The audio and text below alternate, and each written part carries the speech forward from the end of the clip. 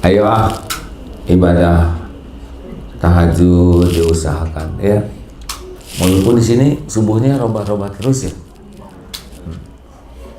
Ya tahajud lah, Allah tahu. Saum, ada yang belum dibayar Ramadan tahun lalu, bayar ya. Mau dibayar di dunia atau bayar di akhirat? Ya bayarlah. Tapi saumnya panjang, berarti pahalanya banyak. Ciri orang yang pahalanya dikit tuh berapa menit lagi ya maghrib, berapa jam lagi. Nah itu ciri-ciri nggak betah tuh. Dan ditanya nggak ditanya juga tetap aja Pak nggak ngepek ya. Emang kalau ditanya lebih cepat. Nah pahalanya banyak. Yang belum haji dari sini ada kuota nggak?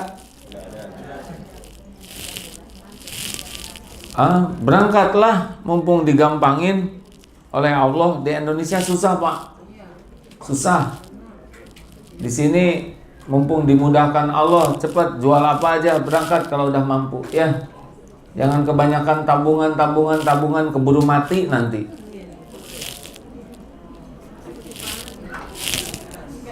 Apa Bu?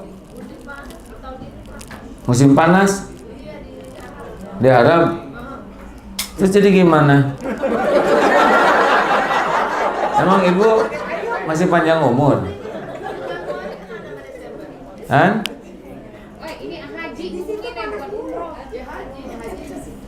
Tenang, jangan berantem Bu ya. Jadi Ibu mau hajinya mau musim dingin? Iya kalau ada umur Bu. Justru Ibu tahun depan kan ada kemungkinan meninggalnya. Jadi harus tahun ini. Panas itu udah diukur oleh Allah semuanya. Nggak ada cerita 6 juta jamaah haji terpanggang semuanya hangus, nggak ada tuh. Alhamdulillah saya ditakdirkan haji mulai tahun 87 sampai sekarang hampir tiap tahun berangkat. Karunia Allah tidak gratis ya. Dan ada kuotanya karena tidak ngambil kuota orang, karena pembimbing itu ada jatahnya. Mau musim apa aja nikmat, dan setiap musim juga ciptaan Allah. Betul? Ibu berangkat secepatnya, jangan nunggu musim dingin, mesti keburu meninggal. Tahun ini kalau bisa ya, isi tahun depan udah dikubur. Tegang sih Ibu. Tapi saya memang nggak ngancam, cuman fakta kita nggak tahu kapan akan mati. Jangan menunda zakat, apalagi yang gajinya gede-gede, tahan-tahan, nanti diambil oleh Allah, nggak bisa ketahan. Cara Allah ngambil mah gampang, rumah kebakar di Indonesia bisa, ya sakit aja harus ganti jantung dengan jantung pisang ya enggak. Kalau Allah mau bikin, gampang Pak, mampetin aja jantung kita, nggak ternikmati apapun yang ada, benar? Jangan sampai uang kita diambil paksa oleh Allah karena kita nggak mau ngeluarin hak orang. Zakat itu hak orang, ya. Kalau kita nggak bayar zakat, kita nyuri tuh. Ya, nyuri yang 8 asnaf itu. Bayar, dan jangan bangga kalau bayar zakat. Maaf ya, saya bayar zakat ini ke sini. Itu mahal orang. Nggak bayar, dosa. Sedekah diperbanyak. Zakat itu wajib. Selanjutnya azan. Alhamdulillah. Ya, berarti azan. Terima kasih. Sesudah ini sesegera mungkin kita kumpul ya. Karena waktu kita terbatas, kita ada 3 session lagi. Nanti akan ada penjelasan dari IBM. Yang kedua kita tuntaskan, dan yang ketiga adalah kita akan muhasabah ya. Mudah-mudahan ini menambah mustajabnya doa kita. Demikianlah, sekian babak pertama. Assalamualaikum warahmatullahi wabarakatuh. Jazakallah Bapak Ibu sekalian yang akan menunggu, saya bisa merefresh dulu, dan insyaallah setelah sholat maghrib segera berkumpul kembali ke Bagaimana? Mantap. Dibilang Pak Rulis di Houston ini lebih mantap, lebih wibawa lagi. Alhamdulillah. Bagus. Mantap. Mantap. Makasih. Thank you sekarang. Sama-sama. Baik, sebelum kita lanjutkan dengan selanjutnya, ada pertanyaan kah? Silakan. Mantap, silakan. Nah, saya hantarkan mic-nya. Masya Allah, diberikan kesempatan bertanya. Oh, ada mic satu lagi depan.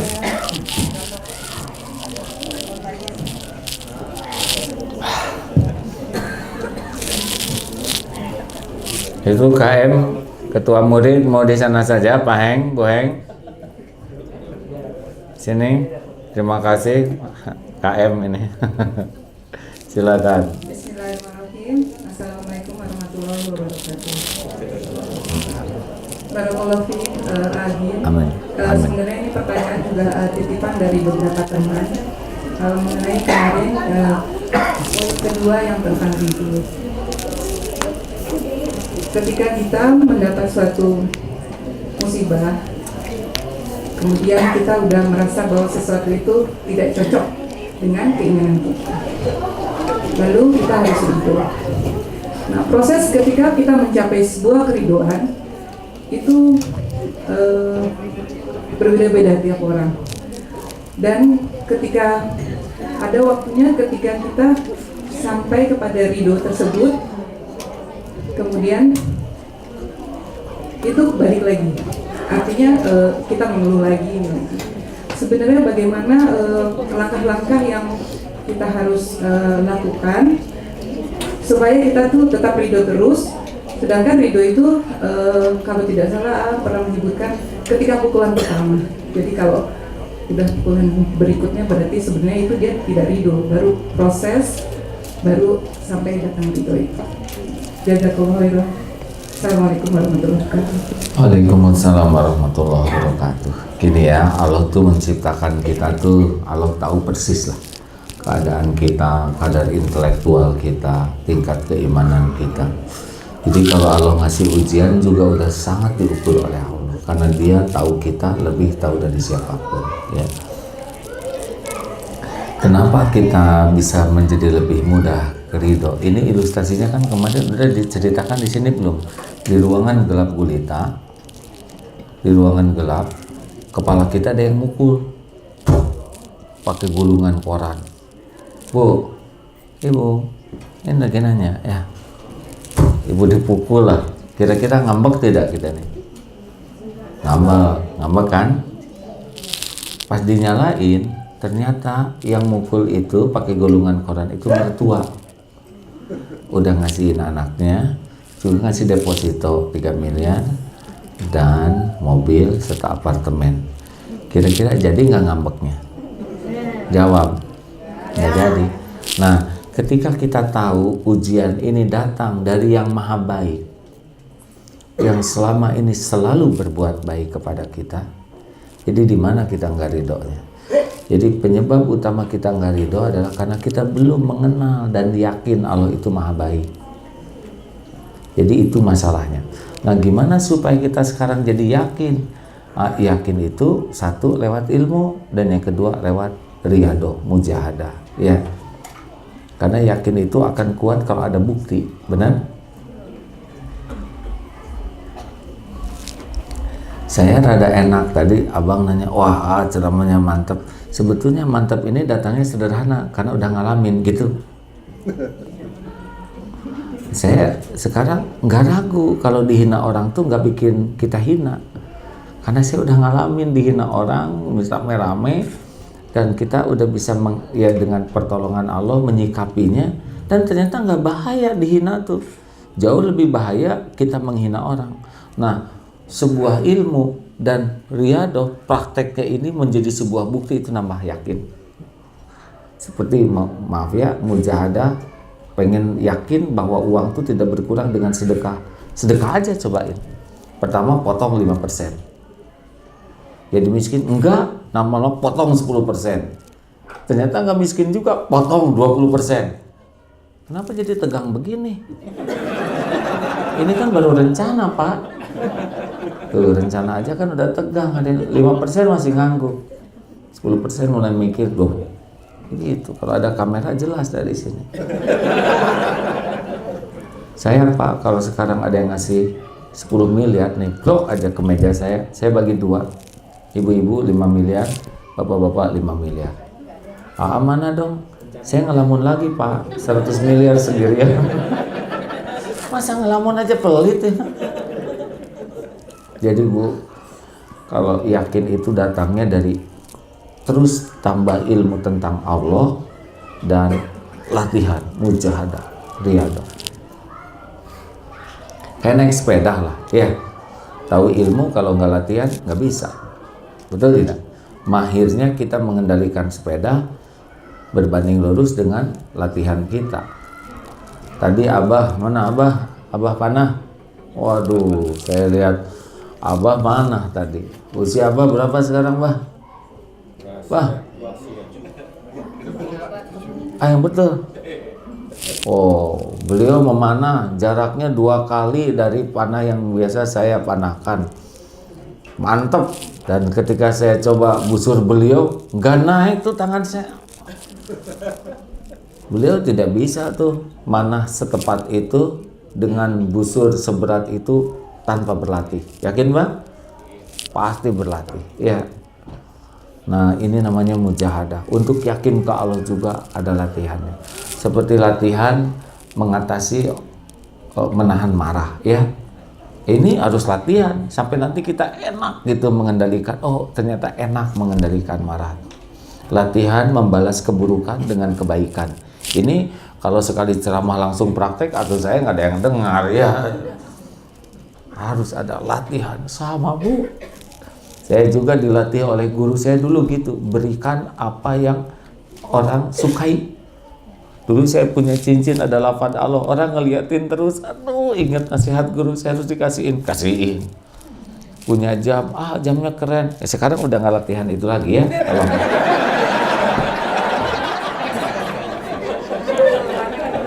Kalau sama, Bu, sampai akhirnya jas waktu itu dulu ya, waktu awal mujahadah sekitar tahun 88 gitu. Guru saya menganjurkan pokoknya kalau orang suka kasihin. Itu latihan itu berat sekali tuh, ya. Punya jas, orang suka jas, yang ini nggak termasuk ya hadirin. Aduh, sampai suatu saat saya nggak punya pakaian yang bagus untuk saya pakai ceramah. Saya ingat sekali malamnya saya ceramah di Jatinangor, jatuh, Pak, karena ceramahnya di kampung gitu, hujan, kepleset. Hari Minggu itu saya mau ceramah, udah nggak punya lagi baju yang pantas gitu ya, karena bajunya kotor. Saya ngedoa, ya Allah, saya belajar untuk ngasihin baju-baju yang bagus. Sekarang saya nggak punya baju buat ceramah, dan ini kotor, nggak sempat dicuci. Demi Allah tuh, Pak, ini takdir. Subuh-subuh itu datang tamu, Pak. Ya nggak pernah ada datang tamu subuh-subuh, ya nggak? Ngaji baju batik safari 2. Saya nangis.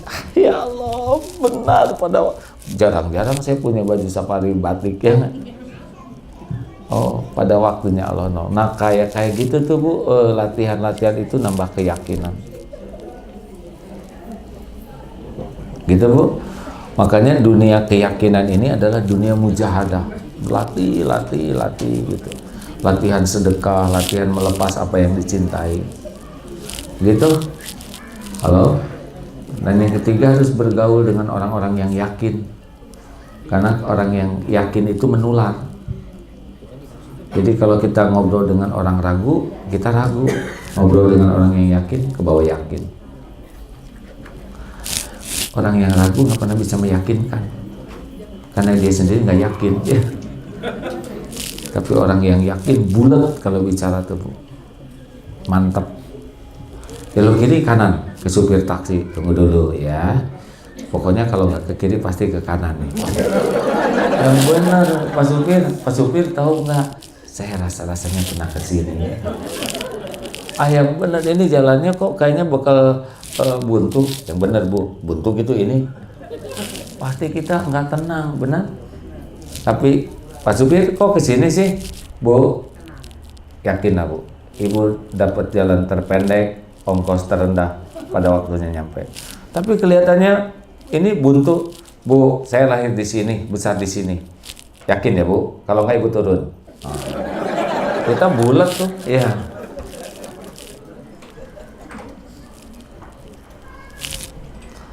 Penelpon selanjutnya.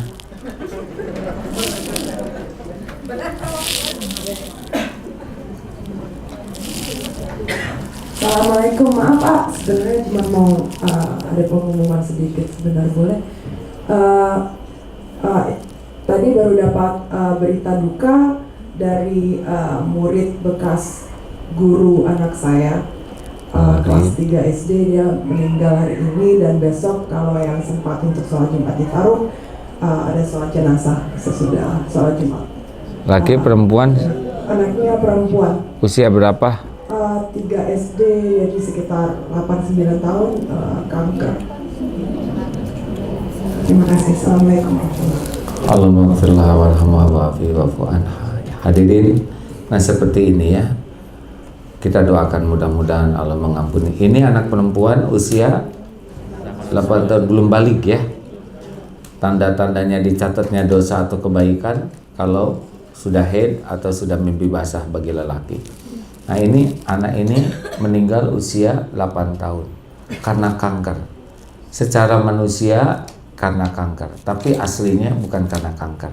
Aslinya memang beliau diciptakan hanya untuk 8 tahun dan saat kepulangannya lewat kanker. Ya, tidak ada orang yang meninggal karena sakit, yang ada adalah orang meninggal karena waktunya habis dan lewat sakit. Ingat 3 rahasia kematian apa? 1 waktu, 2 tempat, 3 cara. Ini yang dirahasiakan oleh Allah. Tapi itu terserah Allah lah. Yang penting kita mah husnul khotimah.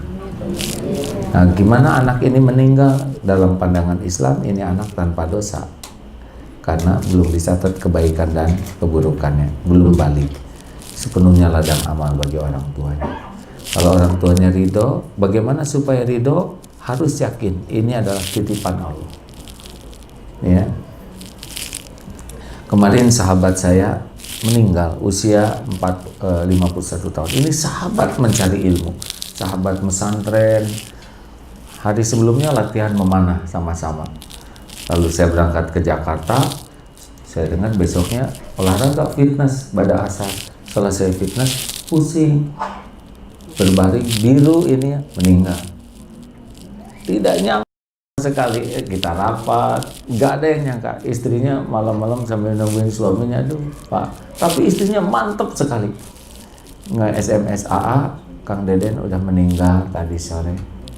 Gitu aja, saya telepon, gimana teh? Ya sudah waktunya berangkat. Saya lihat, saya kejar jam 2 malam kembali ke rumahnya. Di samping jenazah tuh ada bantal istrinya aja tidur di sana gitu ya, malamnya.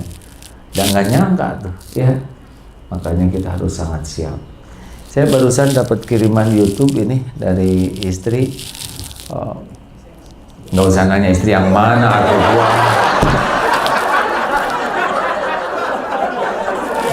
Kebiasaan ingin tahu yang tidak perlu diketahui. Masalah kita itu kebanyakan mikir yang tidak perlu dipikirkan, ngomentarin yang tidak perlu dikomentarin, dan sibuk ngurusin yang bukan urusannya. Benar? Terserah padaku, istri yang mana? Ya.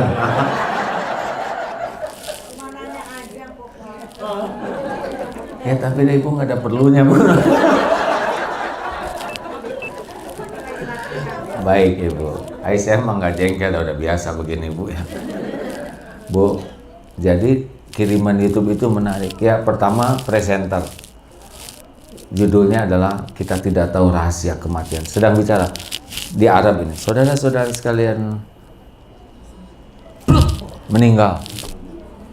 Satu lagi sedang nyanyi-nyanyi. Wah, lalu sampai posisi berbaring, berbaring perempuan nih. Pluk, jatuh mati. yang lain lagi naruh gendang, nari-nari gitu, kloyong, bruk, mati. Ada juga seorang smackdown tuh, yang lagi smackdown, wow, banting lawan, 3 kali ngebanting lawan, gagah begini. Tiba-tiba sempoyongan, blek, terbeliak, mati. Ada yang sepak bola, ya nggak? Mati. Ada juga yang sedang dakwah, saudara sekalian, meninggal. Ada ibu-ibu kemarin di pesantren di Jogja, ini biasa itikaf sholat subuh, sedang sujud, meninggal. Masya Allah. Makanya biasakan hal-hal yang baik supaya meninggal kita dalam kebaikan. Ini saya kesini Pak, saya belum tahu nih saya bakal bisa pulang lagi ketemu keluarga atau tidak. Beneran. Makanya kalau mau berangkat usahakan perpisahan itu yang baik. Ke ibu minta, saya tinggal ibu, saya berangkat agak jauh, agak lama, maafkan saya ya. Ke pesantren juga para santri akan berangkat cukup lama dan tidak tahu apakah ada umur kita ketemu lagi atau tidak. Kalau saya meninggal mohon dimaafkan, dan insya Allah akan ada pengganti yang lebih baik di pesantren ini. Ke anak-anak juga begitu. Nah, mungkin ini yang terakhir kalau Bapak meninggal di jalan ya, tapi kalau ada takdir kita akan ketemu lagi. Jaga diri baik-baik. Itu harus dibiasakan begitu, karena belum tentu ini harta saya, kalau ini yang dibagikan, yang ini adalah untuk wakaf, itu jelas semuanya ya, supaya kalau nanti meninggal nggak bikin repot yang lain. Ke teman-teman di yayasan, yayasan bikin forum bersama kalau saya tidak pulang lagi gitu. Dan betul-betul nggak tahu nih bakal pulang lagi atau tidak, ya kan? Dan itu jangan dianggap horor, amit-amit, nggak usah gitu dah. Dan nggak ngepek ngomong itu juga ya, mati mah mati we. Gimana kalau nanti meninggal di laut kita dimakan ikan hiu? Gini ya Bu ya, kalau ibu rezeki hiu ibu pasti ke sana ya. Makanya jangan kebanyakan makan ikan. Siap, semua sudah kumpul penumpang? Lain kali on time ya. Ini nunggu yang makan dulu itu ini.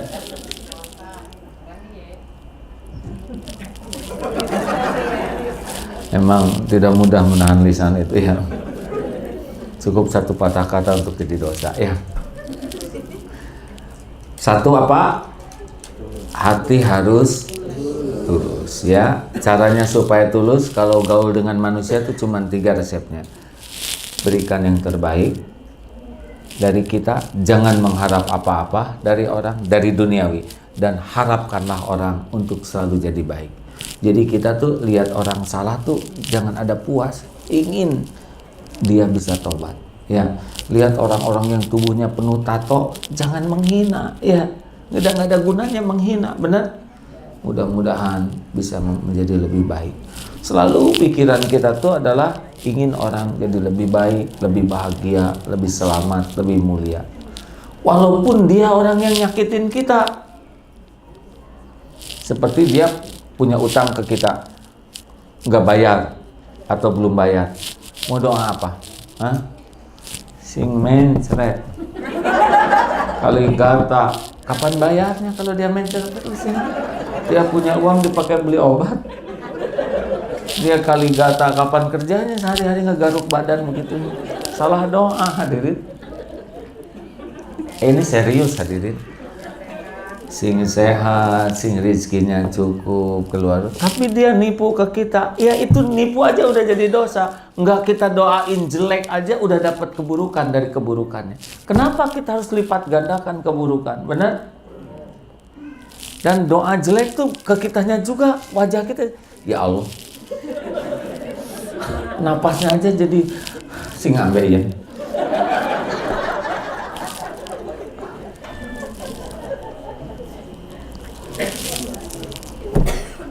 Lalu yang kedua apa?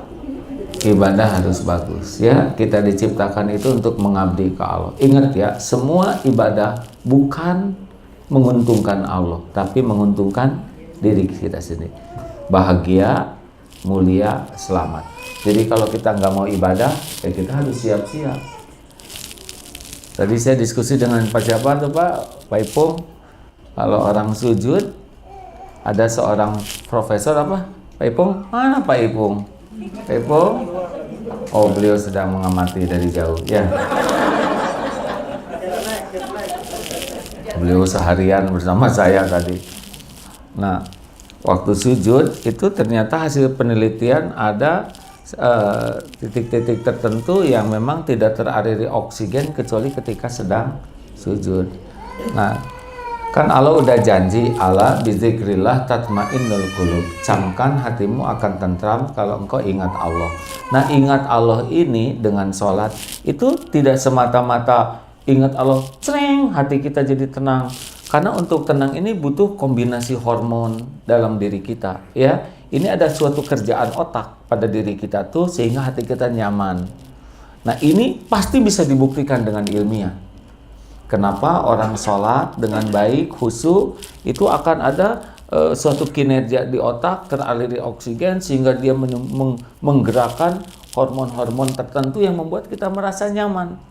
Jadi klop itu ya antara janji Allah dengan hukum alam yang Allah ciptakan.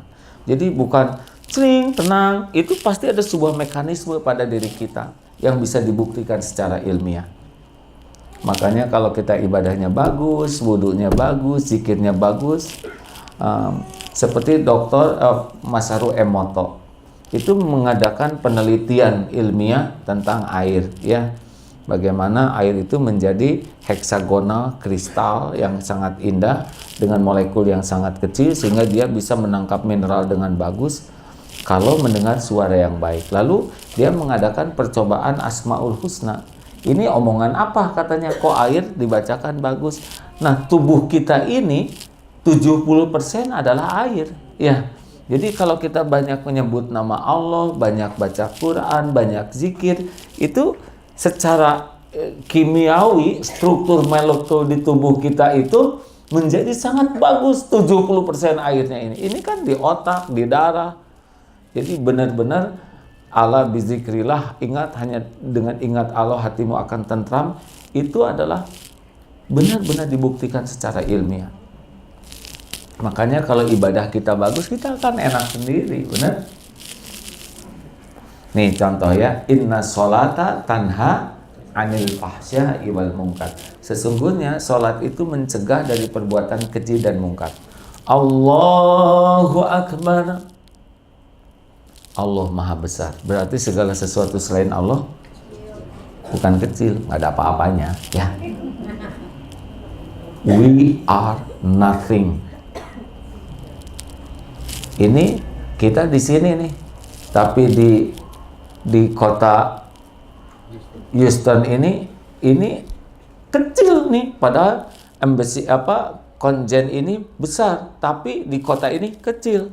Di Amerika Serikat ini tempat kita ini, kantor konjen ini nggak ada apa-apanya, benar? Di dunia ini nothing, benar? Dunia ini dengan matahari ukurannya 1,3 juta. Artinya 1,3 juta dunia kalau dikumpulkan maka akan segede matahari kita. Berarti dibanding matahari udah nggak ada apa-apanya sama sekali. Nah, matahari kita ini di gugusan bintang galaksi Bima Sakti, matahari kita tuh nothing, kecil sekali di antara bintang yang banyak. Dan salah satu bintang yang terang di galaksi Bima Sakti gugusan bintang kita ini ukurannya 116 triliun bumi ini. Dan gugusan bintang itu di alam ini amat banyak tak terhingga. Allahu Akbar. Dan semua kehebatan langit ini hanya baru satu lapis di antara 7 lapis langit yang Allah buat.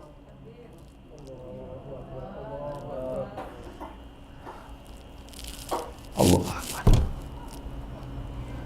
Siapapun yang mengenal Allah pasti nggak akan kagum akan kebesaran orang secara duniawi. Jabatan apa sekarang yang hebat di dunia? Tidak ada.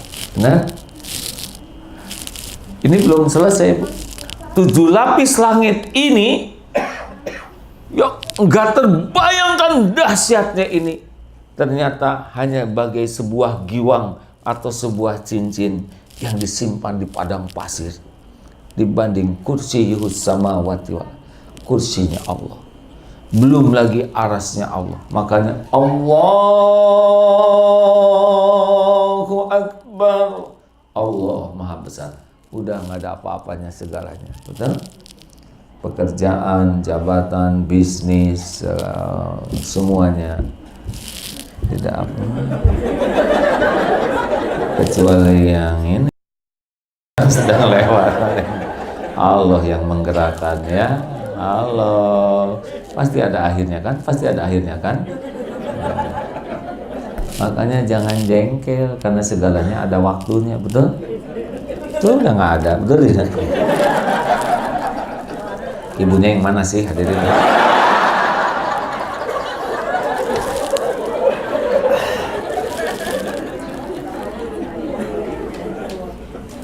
Begitu.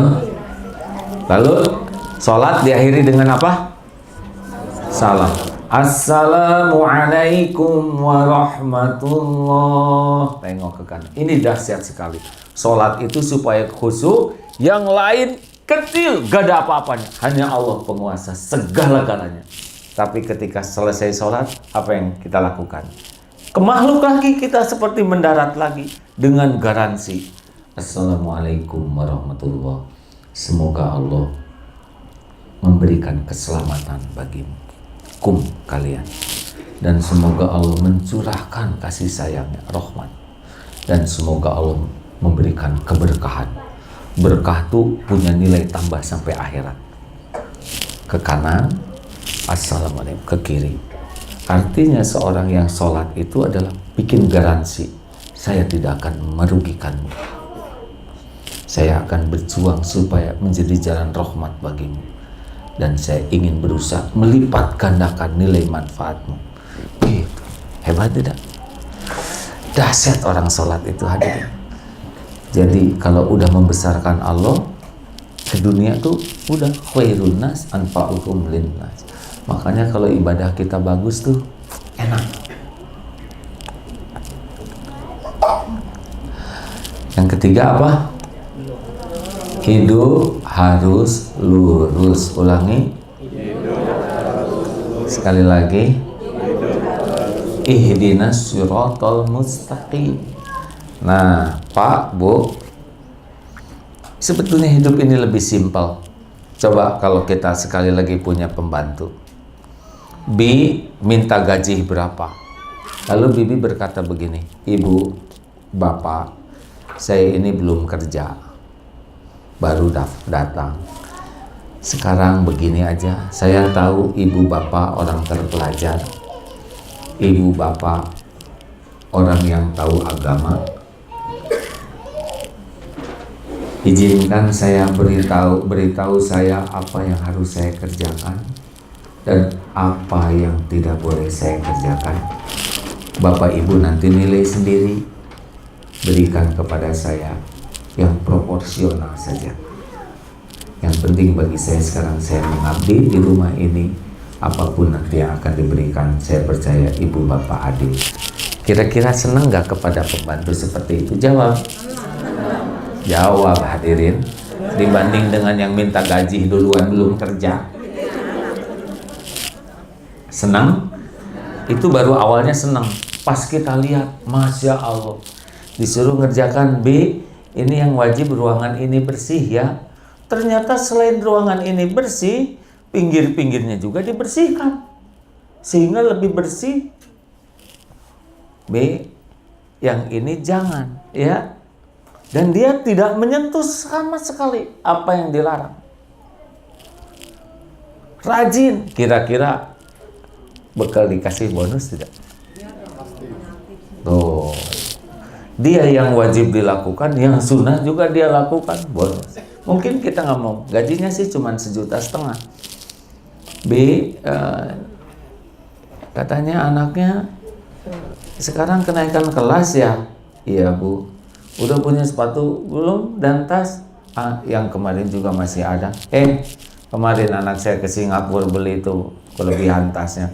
Ambil aja sepatunya, tasnya juga. Adidas, Puma, dan tas baru. Ya. 3 kali gajinya. B, benar suaminya di PHK? Iya Bu, memang sedang diuji begini. Dah, nggak usah kerja lagi di pabrik. Gajinya kecil, ninggalin anak-anak. Tuh motor di garasi nganggur. Pakai ngojek aja. 18 juta Pak. 6 kali gaji. Ya, kelenceng. B, saya teh baru belajar ngaji. Bibi makan udah lama tahu agama. Saya pengen umroh. Temenin saya Bi ya. Umroh tuh yang bintang 5 ya. 40 juta ya. Kalau orang udah bagus mah Bu, iya karena budu. Wah iya kan, bukan minta dulu, ibadah dulu. Kerjanya ya Allah, suami saya. Dan dia mah ibadah lagi kepepet ya. Giliran hutang ditagih kedepruk. Ya, jatuh tempo. Harusnya mah kita memperkuat ibadah tuh bukan lagi kepepet aja. Kelihatan tuh ya. Ayo Bu, Pak, ibadah tuh sebagai syukur. Ayo cari tahu. Itulah pentingnya agama. Kalau kita dapat suatu masalah, tinggal cari tahu apa yang Allah suka, apa yang Allah... Orang ngomongin kita, gimana? Balas atau jangan?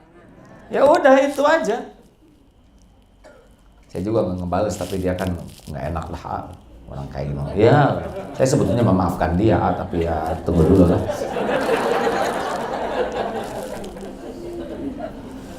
Kalau ibu memilih apa yang Allah suka, yakin ibu bakal enak hatinya. Karena setiap kali kita patuh, Allah ngasih hadiah. Huwallazi anzala sakinah. Kita memaafkan orang, coba rasakan. Ada teman yang sebel ke kita. Kita sebel ke dia. Lihat aja yang nggak bisa tidur siapa? Kita. Sedang dia udah ngorok. Ya. Tahu-tahu dia naik haji, kita naik pensi.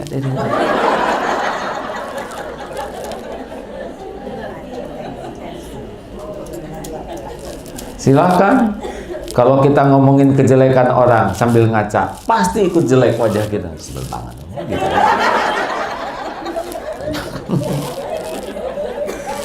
Silahkan ceritakan kebaikan orang, potret, pasti wajah kita dibuat bagus oleh Allah. Jangan baik, enak. Aduh, begitulah hadirin. Makanya nggak usah ribet hidup ini. Cari tahu yang Allah suka, lakukan. Cari tahu yang Allah nggak suka, tinggalkan. Beres. Jadi jujur aja. Allah suka sama yang jujur, ya saya jujur. Ya nggak? Jujur bukan untuk barang dagang laku, nggak ada urusan jujur dengan karir. Kamu kenapa jujur? Saya supaya karir saya bagus. Jujur palsu. Kayak senyum Pak. Senyum tuh ya senyum weh. Niat ngebahagiain orang, niat sedekah, bukan supaya kelihatan manis, bukan supaya barang dagangan laku. Pas udah senyum setengah jam nggak jadi beli, amit-amit. Roba ini.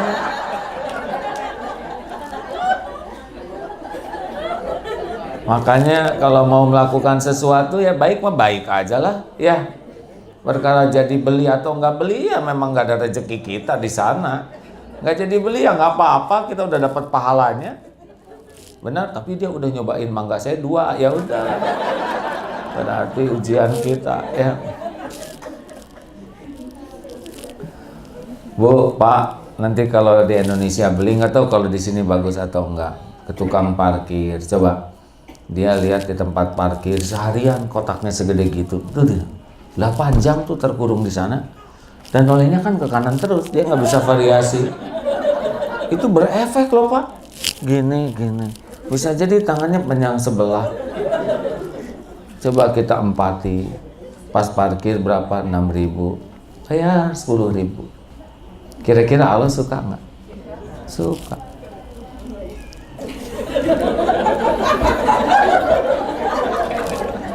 Kalau nggak ingat takdir Allah.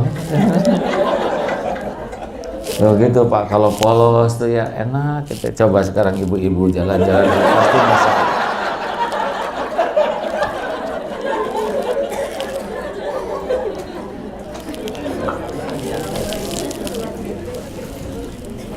Dah, nggak apa-apa, pasti ada akhirnya. Semoga cepat tidur. Yang tidur teh bapaknya lagi. Terus kan? Sampai di mana ya tadi? Ya, coba ada orang berbuat jelek ke kita, mana yang Allah suka? Kita mendoakan kebaikan bagi dia atau mendoakan keburukan? Gampang, kita aja kalau berbuat jelek inginnya orang ngedoakan keburukan atau kebaikan. Nah gitu, kita sekarang nggak bisa bayar utang, inginnya dimarahin dia atau dimaafkan dia? Inginnya didoakan celaka atau didoakan supaya dapat rezeki? Apa yang kita mau orang berbuat baik ke kita, kita lakukan ke orang. Apa yang kita enggak mau orang berbuat ke kita, jangan lakukan ke orang. Sederhana sebetulnya software itu, ya. Udah standar lagi, di mana-mana software itu ada. Ayo lagi duduk di toilet, tiba-tiba ada kecoa lewat, cepluk, terlentang di depan kita. Ayo, apa yang kepikir? Injak, buang, ambil sendal, digimanain? Kapret gitu?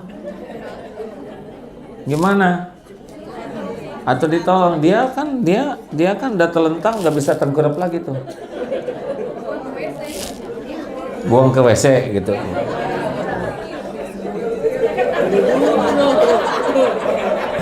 Tuh yang gini aja udah rumit bener Pak. Ada yang kejam opak begitu. Padahal di lubang sana itu calon mempelai wanita lagi nunggu. Dia perjalanan untuk pernikahan. Tolonglah kalau cuma satu, ya itu takdir nggak tiap hari, betul? Kalau tiap hari berarti rumah kita kotor. Kalau cuma sekali-kali pasti ada hikmahnya. Kadang-kadang Allah mau nolong kita lewat nolong ciptaan. Itu kecoa tuh binatang milik Allah tuh. Walaupun semut itu adalah milik Allah. Guru saya Pak, kalau lewat ke kebun nempel semut di sini, balik lagi tuh ke pohon itu, dikembaliin semutnya. Ya keluarganya di sana. Kita gampang jalan berapa puluh meter ke pohon, tapi bagi semut berapa kilometer itu hadirnya. Udah nggak kepikir kita mah. Nah yang kecil-kecil gini tuh Allah tuh suka Pak, karena amal yang kecil nggak kelihatan, lebih privasi terjaga, itu biasanya lebih besar keikhlasannya dibanding dengan amal yang kelihatan banyak. Hadirin sekalian, sumbangan untuk para duafa. Duafa fakir miskin RT 1 dimohon tampil ke depan. Aduh ini mah zolim hadirin. Udah nyumbangnya nggak seberapa, ditampilkan satu-satu. Aduh itu kan kejam sekali. Dengan duafa aja udah menderita, ditampilkan di panggung berjejer kayak gini. Itu kekejian buat saya. Dan amplopnya 10 ribuan lagi. Ngasih itu lebih baik sebelum tangan meminta kasih. Jaga kehormatannya. Dia juga nggak mau jadi duafa tuh. Tutup apapun yang membuat kita kelihatan merendahkan kehormatannya. Ya. Harusnya gitu. Pilih hati. Kalau hati peka mah bisa ngeraba. Makanya sekarang mah di mana kita ada terus mikir jadi amal soleh. Ada anak kecil menyeberang nih pas pulang ke Indonesia, seberangkan. Kemudian ada ya yang nanya sempurnakan, karena kita nggak tahu kapan akan tersesat, betul? Pas jalan lagi ada kakek-kakek pinggir jalan, ayo kek, enggak kakek, saya lagi mengamalkan, harus selalu menolong. Apa sih? Akhirnya sampai ke pinggir, kakek itu marah, kamu nyiksa orang tua. Kakek ini gimana sih, sudah ditolong malah marah-marah. Nolong apa kamu? Saya baru nyampe. Jadi balik lagi begini. Makanya kalau mau berbuat baik tanya dulu ya, kasihan. Jadi balik lagi.